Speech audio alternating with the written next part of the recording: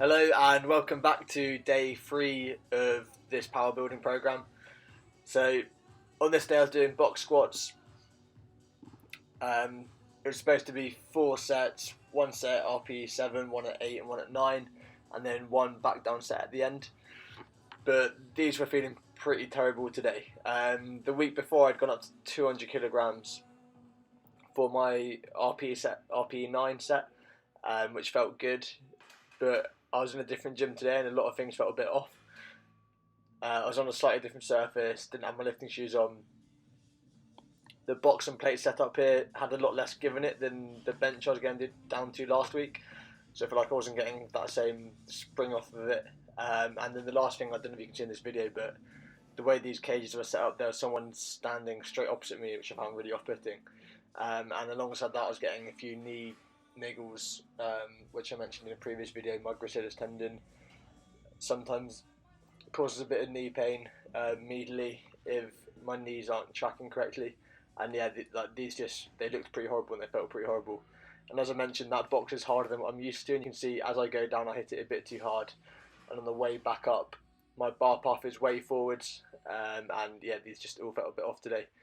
So I was glad to get these sets done. I just stuck on 180 for 4 sets of 4 in the end, but yeah, I was pleased to see the back of them. And I'm not one to make excuses, but this is the danger of really specialising on a certain lift. If you have like the slightest changes to environment, it can throw your lifting off, which is why never specialising too much is a good thing in terms of injury prevention, and yeah, not becoming too specialised, which unless you're going to compete in powerlifting or something, which I'm not going to, you don't need to specialise that much. And that's why you'll see in my programming the frequency of my key lifts are normally only once per week, so I can have a wider variety of exercises in there to try and avoid some of those downsides of specialising too much in one lift. Following this, I had 4 sets of bench press as well, doing sets of 5 and following the same RPEs, so 1 set at 7, 1 set at 8, 1 set at 9. This is my last warm-up set on 100.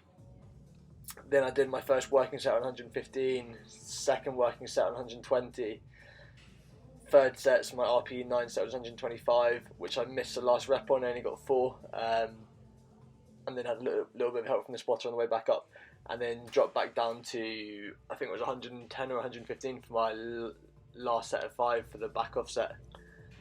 One thing I wanted to speak about in this video, I was having a conversation with a friend of a friend over the weekend, and he was talking about how one of the trainers in his gym was pushing him really, really hard, and he eventually just felt like he was burnt out. So what I wanted to talk about was how you periodise your effort over weeks or blocks, or however you plan your training to avoid that kind of stuff. And then the other thing I wanted to talk about was how hard you really need to push it depending on what your goal is.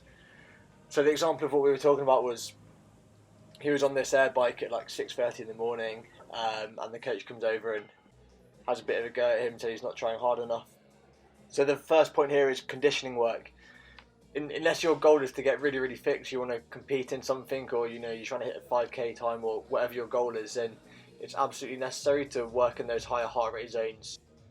But if your goal's health related, body composition related, or anything other than trying to perform really, really well in a certain endurance event, you really don't need to push your conditioning that hard. You can just do half an hour easy, a couple times a week. Try and keep your heart rate below 80% of your maximum, and yeah, like I said, you don't need to push your conditioning that much. And then going back to how you periodise your effort over certain weeks or blocks to avoid burnout, and this is something I'm not very good at. As you would have seen in these clips here, I failed a rep on bench press, and I failed another rep today. So I have tried to push those sets a bit too hard, and you would have seen previously on my squat video. So using RPEs and trying to hold yourself really accountable to that to keep your effort where it should be at. And I've made a few videos about this on Instagram and stuff, but you don't need to, there's no real benefit to training to failure for strength or hypertrophy reasons. You can get away with going 2 or 3 reps short of failure most of the time, and your training will be just as effective as if you were going to failure each set.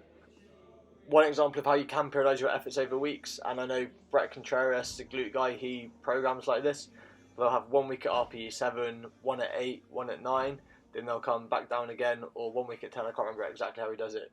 It's something like that, and that's an example of how you can periodise your effort over weeks to avoid burnout and hopefully keep progressing for long term instead of burning yourself out.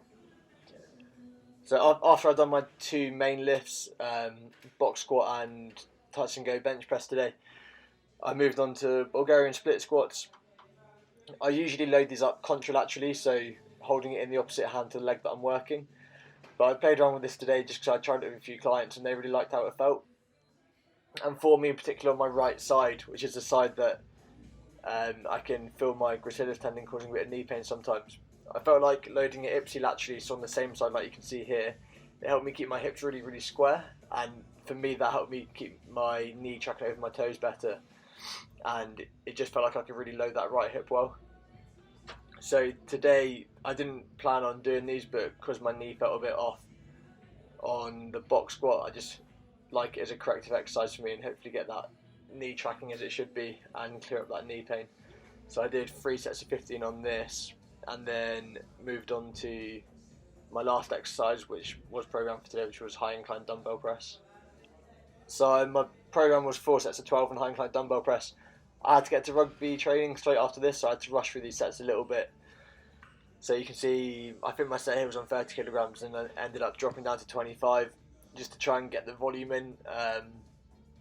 But I ended up fading reps on that as well, just because I had about, I think it was like 5 or 10 minutes to finish up my session and get to rugby training. So yeah, just had to rush through these a little bit at the end. And that was the end of day 3 for me. So thanks again for watching and see you in the next video.